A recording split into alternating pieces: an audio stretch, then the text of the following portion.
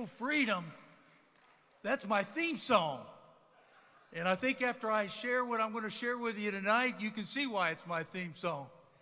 Let's bring her out one more time and sing another verse of Oh, Freedom.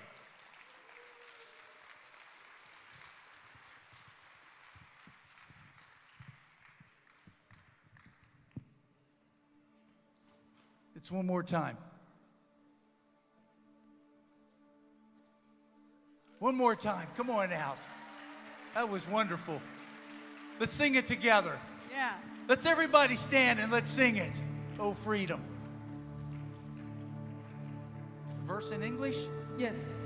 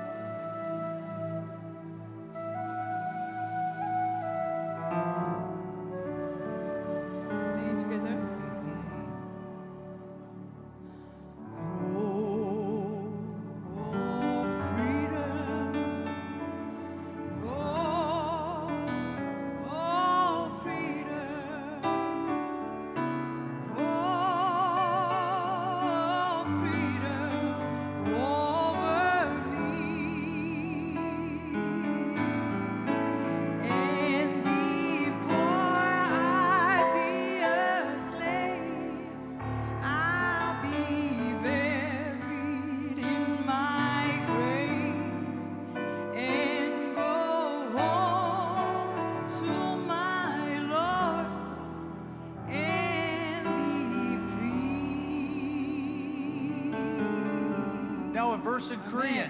Yes. How about a verse in Korean? I had to practice this morning. 오 자유 오 자유 나는 자유하리라 비록 얽매였으나 나는 이제 돌아가리 자유 주시는데 주님께 One more verse in English. One more verse in English. yes. Everybody. Oh, freedom. Oh, freedom. Oh, freedom over me. And before I be a slave, I'll be buried in my grave and go home to my Lord and be free. Thank you very much. Hallelujah. Thank you. Thank Thank you. What a blessing it is to be here. If heavens is going to be better than this, which we know it is, boy, we've got something to look forward to, because this has been wonderful. I tell you, I fell in love with so many of you and having a chance to meet you, and I'd love to meet every one of you while I'm here. What a wonderful group of people from 40 different countries. And I'm going to talk a little bit tonight about the impact of CBMC on a life, on my life, the last 25 years. But I tell you, CBMC has impacted hundreds of thousands and probably millions of lives around the world in the last 93 years. But I'm just going to share just a story about kind of my journey the last 30 years of my life and the impact CBMC has had on my life. I want to start when I was 32 years old. That would have been 1989, and I was divisional president of one of the largest companies in the world, a company called ADM, Archer Daniels Midland. And I can remember I was divisional president, I was corporate vice president of the company. I was on the front page of Fortune magazine when I got that position. We were the 70 billion in revenue, number 56 largest company on the Fortune 500, the 90th largest company in the world, and the CEO was 75 years old, the president was 69 years old, the vice chairman was 69 years old, and I was 32. Out of 30,000 employees, I was ranked number 4. I remember my first week, I got a corporate jet. You can see it here, a corporate jet given to me my first week. I had that jet for 8 years, a Falcon 50. 2 pilots were assigned to me, and I thought I was Justin Bieber before Justin Bieber. I did, and I thought like Bon Jovi, had blonde hair blowing in the wind and the whole bit. And again, I didn't believe in God at this time in my life, and I got caught up in the world. And it was like an addiction. I had false idols. I started idling that plane, that position, being divisional president of one of the largest companies in the world. I can remember my base salary in 1989 was $350,000 a year base salary, but my bonuses and stock options were averaging $300,000 a month for 8 years. And that's 1989. And like I said, it became an addiction to that. I can remember the third week of work after I got the corporate jet from our CEO, the first week, the third week, the vice chairman came back to my office. He said, "Mark, you moved your family from Germany yet?" And I said, "No, not moved them yet. We're going to move in a couple months. We're talking to realtors." And he said, "Why don't you buy my home?" I said, "Well, tell me a little bit about your home." And he said, "Well, it's 13,000 square feet.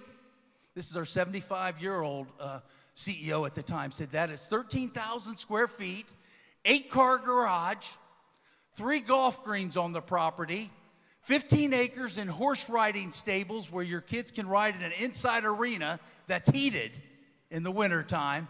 And I'm at that point in my life, I said 32, 7 years out of college after I got my PhD in biochemistry from Cornell. I was 7 years out of college, and I told him, I said, "I think that's a little bit too much. I don't think I can afford a home like that." He said, "That's nonsense. I'll give you a startup bonus today." He was a billionaire. He lived in the house for 30 years.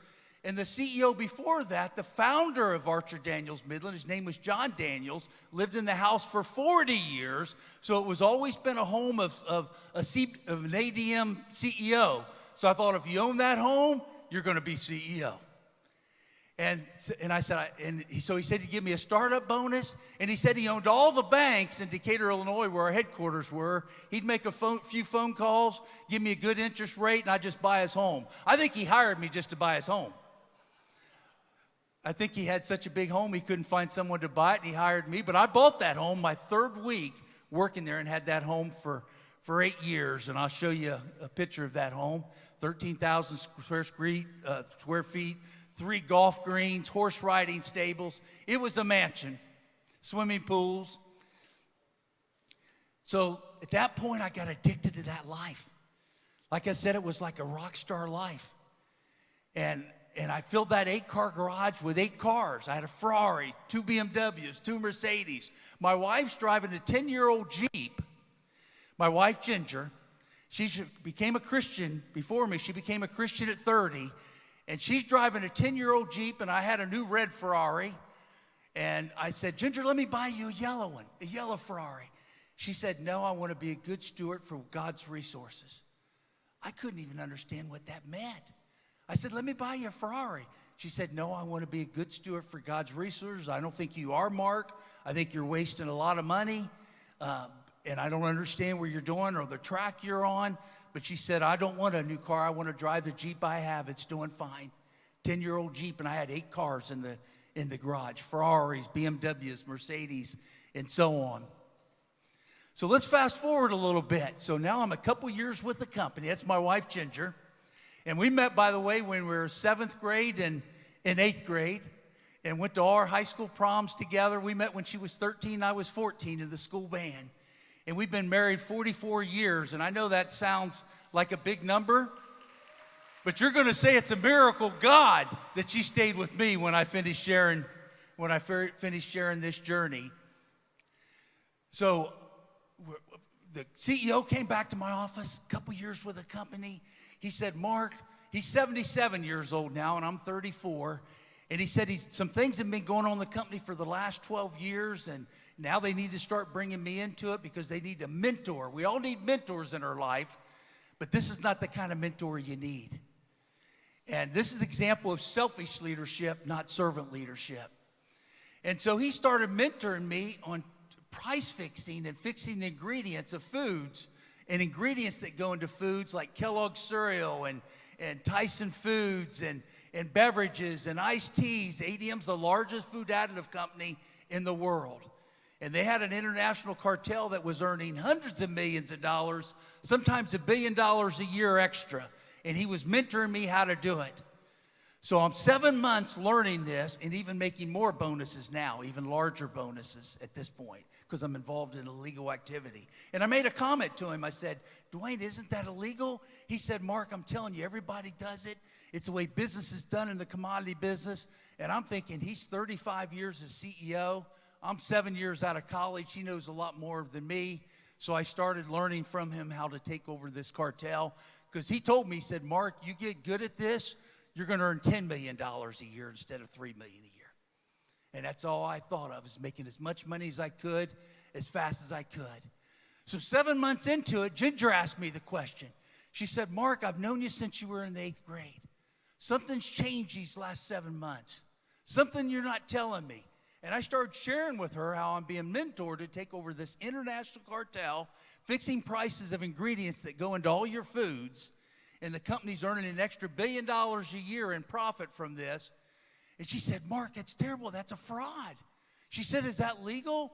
I said, no, it's not legal, but they told me everybody does it. This is the way business is done. And she said, Mark, I don't know if I can live with this. She said, who pays this extra $1 billion a year? Not $1 million, but $1 billion that the company earns. And I said, basically the consumers pay higher prices when they go through the grocery store. They pay for it. She said, you mean my grandma is paying for this and she has $200 a week Social Security? She said, I don't know if I can live with this, Mark. That's a fraud. I can't believe you did this. And then she said she was going to pray about it, and we talk about it later. This is November 5th, 1992. And when Ginger told me she was going to pray about something, I knew I was in trouble. Nothing ever turned out good for me when she was going to pray about something, because I was in a whole different place. I was caught up in the world at that point. So she went and prayed a couple hours, and she came back and she said, Mark, I made a decision. She said, this is a huge fraud. You're ripping off consumers, including her family. And she said, we're going to share this with the federal authorities, and you're going to turn yourself in today. I said, Ginger, if I turn myself into the FBI, to federal authorities, I could go to prison for price fixing. I said, Ginger, the CEO is a billionaire. He's best friends with President Clinton. And he went to President Nixon's funeral on President Clinton's plane. And I said, this company, the 56th largest company in America, will destroy us. She said, you know what, Mark? My CEO is bigger than your CEO. And I said, Ginger, who's your CEO? She said, my CEO is Jesus.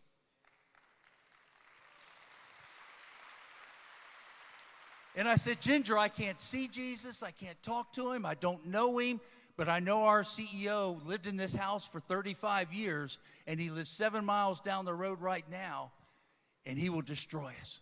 They will destroy us. She said, God will protect us. We're going to do it today. I've already got some things in motion, and we're going to do it today. I said, Ginger, you could become homeless.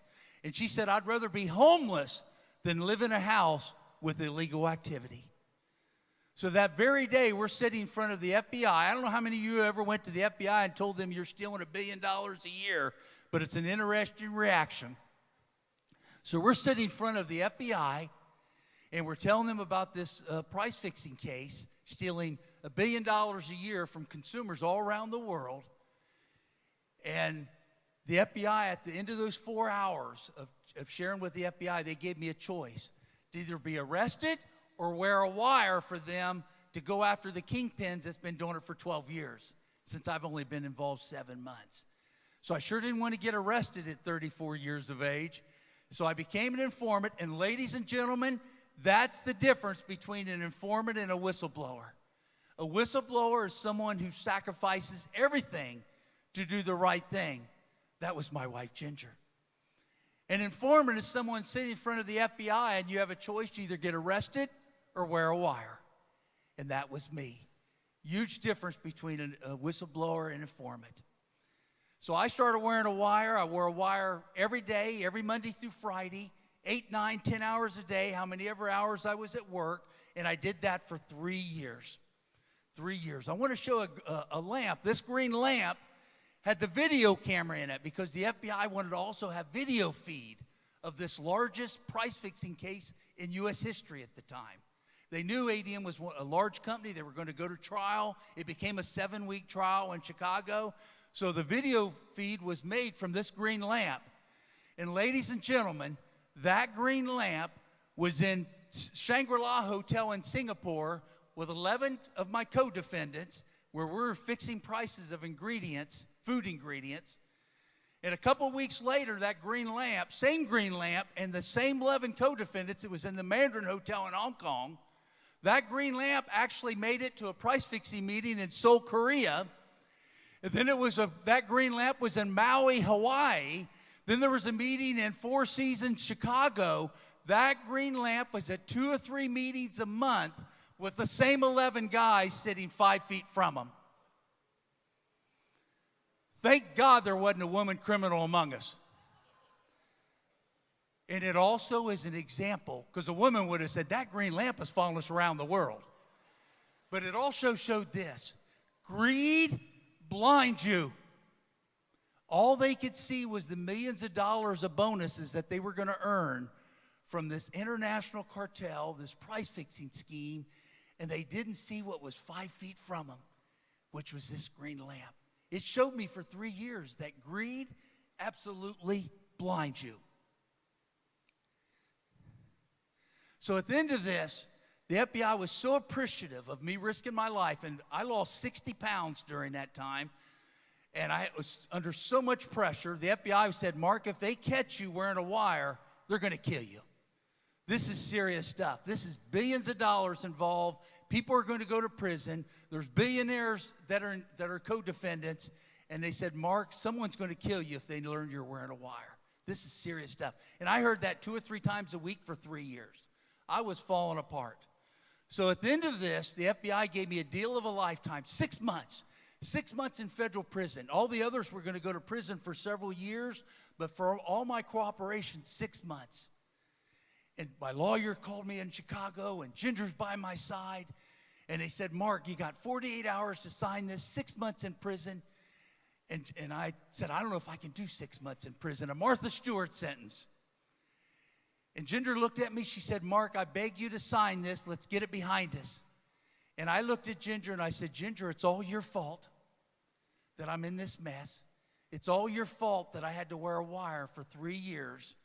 And I'm going to do the opposite you want me to do, Ginger. And I ripped up that plea agreement, threw it in a trash can, fired the lawyer, and fought the case for 3 years in the courts to get 8.5 years instead.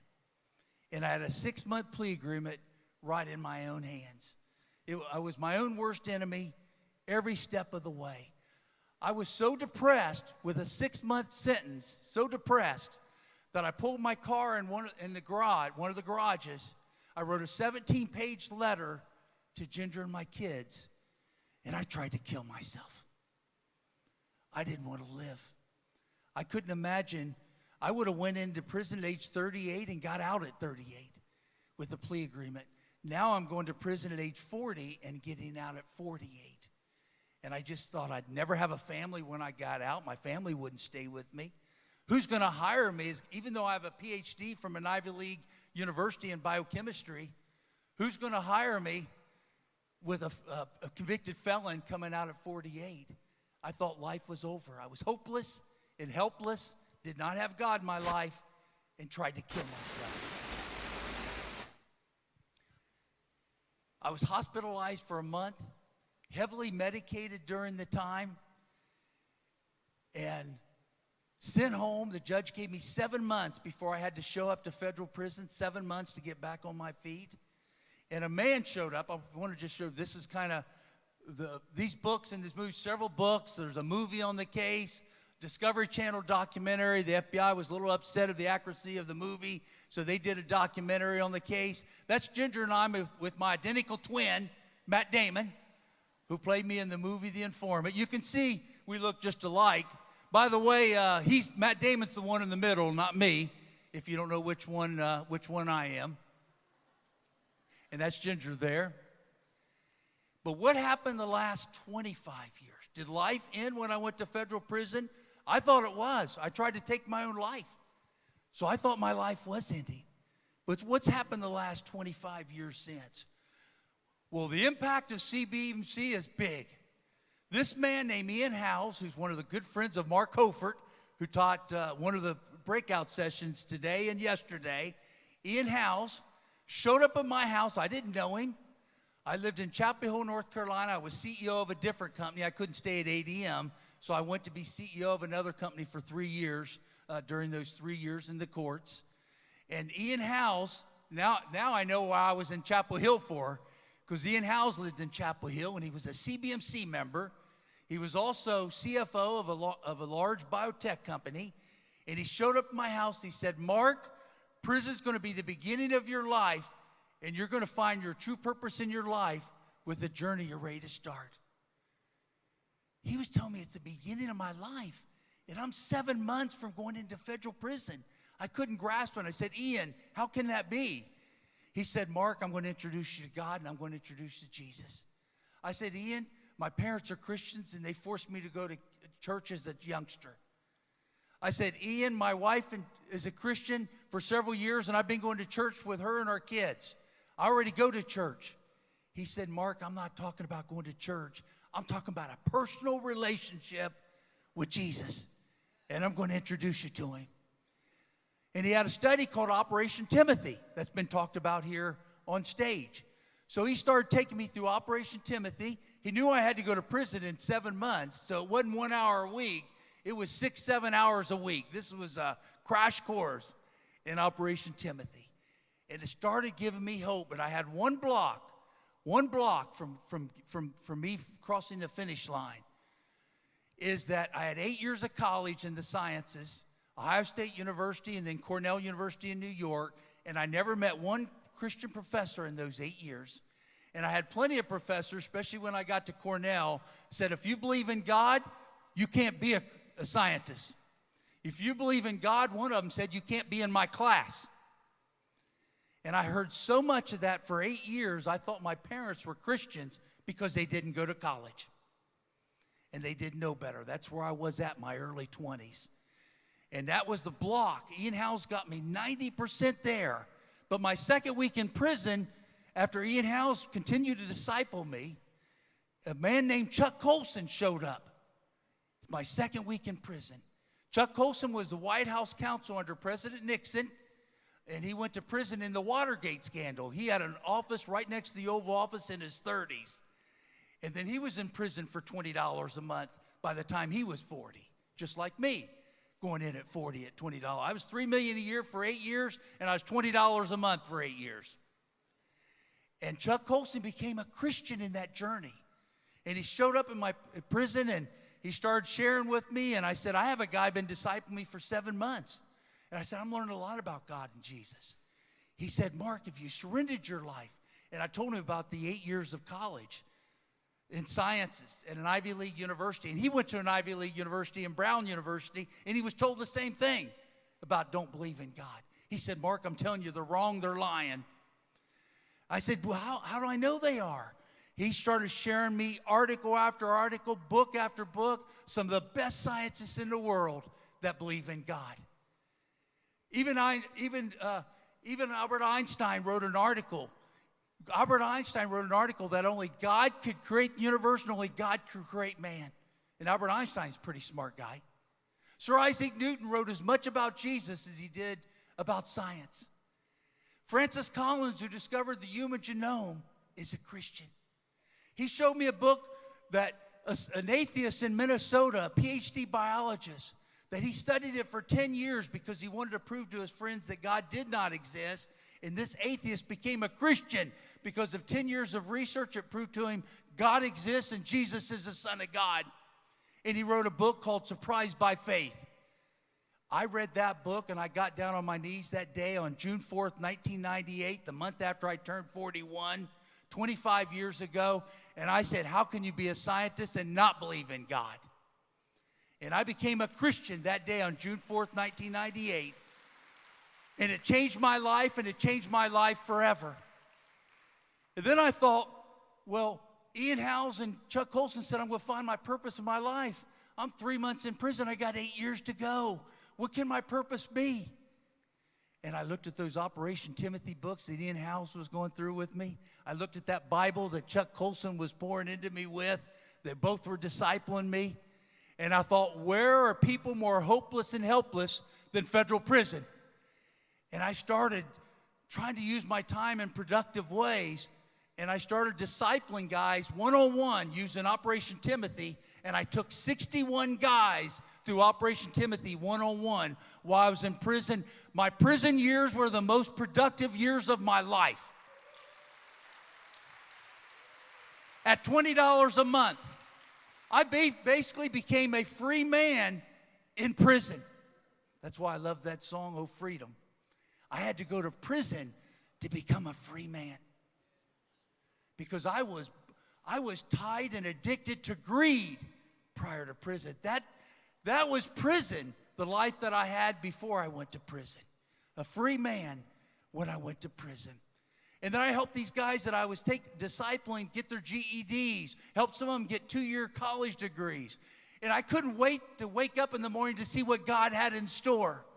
Most productive years of my life because it's the first time I had helped somebody else in my life. And I learned how rewarding it was to be a servant leader because I never experienced it before. And it took me till age 41 to get it, but I got it.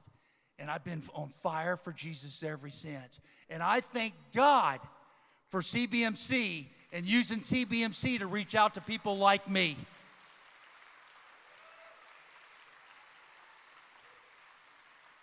Also want to mention $20 a month. Ginger was a stay-at-home mom for 10 years with 3 young children. How was she going to survive when I was in prison? I prayed about that. God, how's she going to survive? Does she need to go live home with her mom? And prayed and prayed and prayed during my quiet time. Ginger got a call from a law firm in Washington, D.C. named Dick Stein & Shapiro. And this law firm said they won $3 billion back from ADM for the clients that ADM was stealing from. $400 million to Coca-Cola alone. $400 million. $80 million to Tyson Foods. $60 million to Procter & Gamble. All these food companies. And Kellogg's. And Tyson and Mount Air. All these different food companies. And so they called Ginger and they said, Ginger Whitacre, this case was going on for 12 years that would never be exposed if it wasn't for you, Ginger. And for that, we're going to finance your family while your husband's in prison. The companies I stole from took care of my family for 8 years.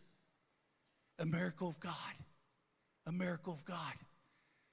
And I was in Yazoo, Mississippi, not a very good prison. That was my first place. Ginger and the kids moved there. They wanted to be there every weekend and support me. And I can remember when I became a Christian in June of 98, that weekend that she came with my kids. All the previous weekends for all those years in the courts, I blamed her, the FBI, and ADM. I blamed everybody but me. And I never forget, she came that weekend, and I said, Ginger, I've got no one to blame but me. No one put a gun to my head to say I had to be involved in the biggest price-fixing case in history.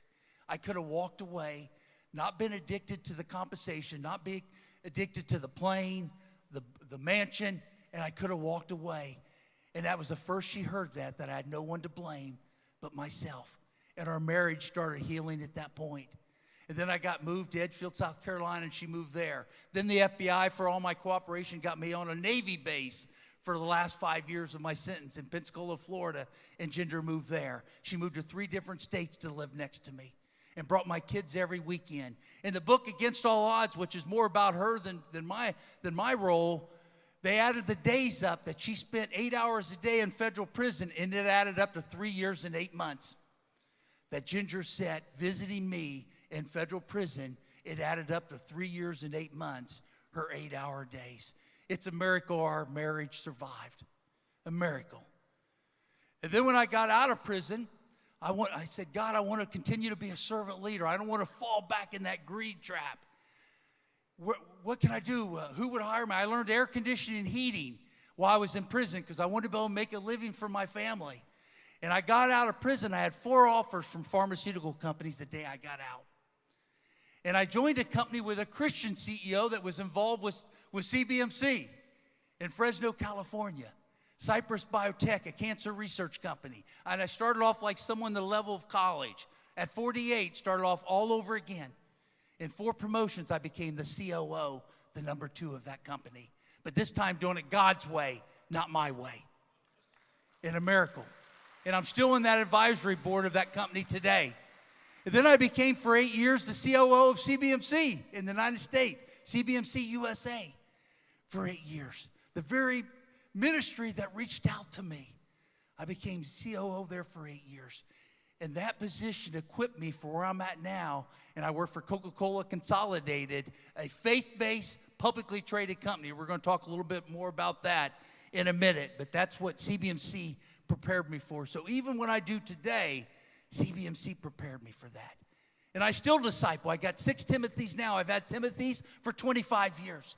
And I think it's the purpose of our life, and I'm never going to quit until I go to heaven. I'm never going to quit discipling guys. It's the purpose of our lives, 2 Timothy 2:2. What do these 2 guys have in common, Ian Howes and Chuck Colson? What do they have in common? Right before I say this, I want to say one thing. A lot of people ask, and the most common question Ginger gets asked, what would happen if I signed that 6-month plea agreement? And Ginger was on CBS News, and she said, Mark would have came out the same greedy man he went in. She said, thank God he didn't sign it. He needed to be broken. He needed to be the end of himself. And she said, God gave him exactly what he needed, which was 8 years in prison. I would have loved to have been on that interview because I think 2 years would have been enough. But I agree, 6 months would have not been enough. Sometimes we need brokenness, and I needed brokenness in my life. I needed to get the end of myself, and that did it. What do these 2 men have in common, Ian Howes and Chuck Colson? I tell you what they have in common. They both saw there's no better place for ministry than the marketplace. That's what they have in common. And let's talk a little bit about that. Does God say anything about the marketplace for ministry, that we can disciple and evangelism, discipleship in the marketplace? He does. God sees our work as very important. What's the first thing that God did when he created Adam? He put him to work. He put him in the Garden of Eden to maintain it and cultivate it. It's the first thing he did. And Genesis 2:15 shows that. So work is very important to God. What can we learn from Jesus about work? Well, let me share this with you. Jesus is in public appearances 132 times in Scripture, public appearances. Did you know that 122 of those were in a marketplace setting? 92% of Jesus' public appearances were in a marketplace. So Jesus showed us that's where the lost are. That's where people spend most of their time is at work. There's no better place for ministry than where we work, at the marketplace. What about the 12 disciples? Where did they come from? Did they come from the synagogue or the temple? No. All 12 of those disciples came from the marketplace. And we are those disciples today. We're Christians today because of those disciples sharing the good news and the gospel around the world. And so those disciples are in heaven. So who are the disciples today? It's all of us. And CBMC helps prepare us to do exactly that. And then when those disciples, when Jesus ascended back to heaven, 3 years later after he poured into them, Those disciples went back to the marketplace, but they did it differently. Peter is out on that boat in Sea of Galilee, for example, and he's fishing to make a living, but he's also fishing for men and sharing the gospel and showing that there's no better place for ministry than right where we work. You don't have to go very far to find someone that doesn't know God. Sometimes it can be down the hall of your own house, like I was to Ginger, and she prayed for me for 10 years. It may be a neighbor across the street. It may be an office across the hall. But we don't have to look very far to find someone that doesn't know God that we can plant some seeds. Or someone who does know God, but we can help them grow in their faith. Using 2 Timothy 2:2. I believe through this journey, God has shared with me, and this I feel strongly, the purpose of our lives, no matter where we work, the purpose of our lives is evangelism and discipleship. Matthew 28:19 and 2 Timothy 2:2. That's the purpose of our lives, no matter where we're at in our lives. And there is no better place to prepare you for evangelism and discipleship than CBMC.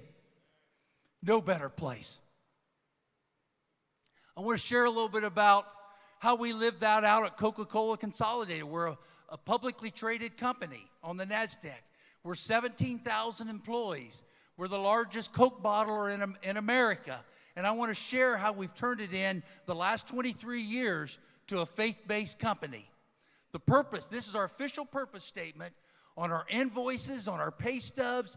Our official purpose statement is to honor God in all we do by serving others, pursuing excellence, and growing profitably. That's the official purpose statement of a publicly traded company. And I'd love to see more companies have that purpose statement. I want to share how we live that out. And I want to share how we live that out. To have a purpose statement to honor God in all we do. We have 104 plant sites. 104. We have a chaplain in every plant. Chaplain in every plant. And the number of salvations, we had 557 salvations in 2022, 644 in 2021. We're on a similar track now. We are average of our employees, 50 salvations per month. God's at work in the marketplace. God's at work. And I feel so blessed to be a part of that. And CBMC prepared me for that evangelism and discipleship in the marketplace. The average publicly traded company gives 1% of pre-tax, 1%. We are tenfold that, tenfold. And the average public company usually don't give anything, a nonprofit, from their charitable giving to something with Jesus on it.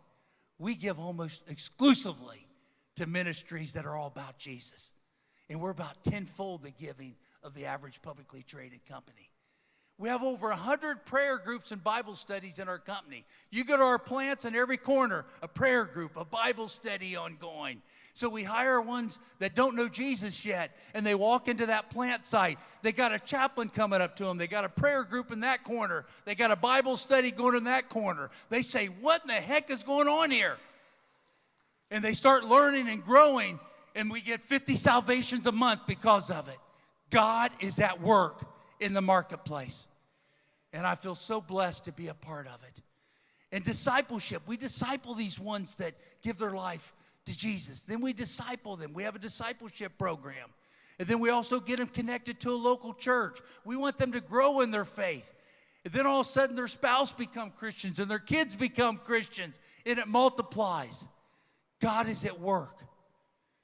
And I feel strongly that CBMC has prepared me and prepares thousands and hundreds of thousands others around the world, like all of you, to do this work of evangelism and discipleship. And there is nothing more important than planting seeds to the lost and discipling ones that are believers to help them grow in their faith. There's nothing more important.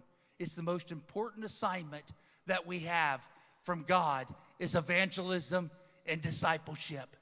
And I'm going to do it, and I'm closer to the end of my life than I'm the beginning of my life, and I'm going to do it till I get to heaven. There is nothing more important than evangelism and discipleship. We also have an event that we do 9 of them this year called T Factor. T stands for transformation. Notice that it's a lowercase t because that's the cross. That's the cross. And several of you have attended our T Factor events. And our T Factor purpose is to transform workplace cultures around the world for God, for good, and for growth. That's the purpose of T Factor. And what we do at T Factor, we have over 400 attendees at every event, some in person, some virtual, and we equip Christian leaders how to integrate faith and work based on the experience we have for 23 years. That's given us tremendous retention rates in our company, reducing our turnover. It's had a tremendous impact on our culture. It totally transforms your culture, and that's why we call it T Factor, transformation factor. And we do these, like I said, 9 events a year, and I've been talking to Chris Simpson, and we want to prepare it together with CBMC International, and we want to do an event with all of you virtually to make it easy, and also put it on your time zone instead of our time zone in USA. And on July 23rd, please put this date on your calendar. On July 23rd, 2024, we want to have a virtual T Factor event with all of you and share some of the things, some of the best practices that have worked for us for the last 2 decades in a publicly traded company about how we integrate God in front and center in the company.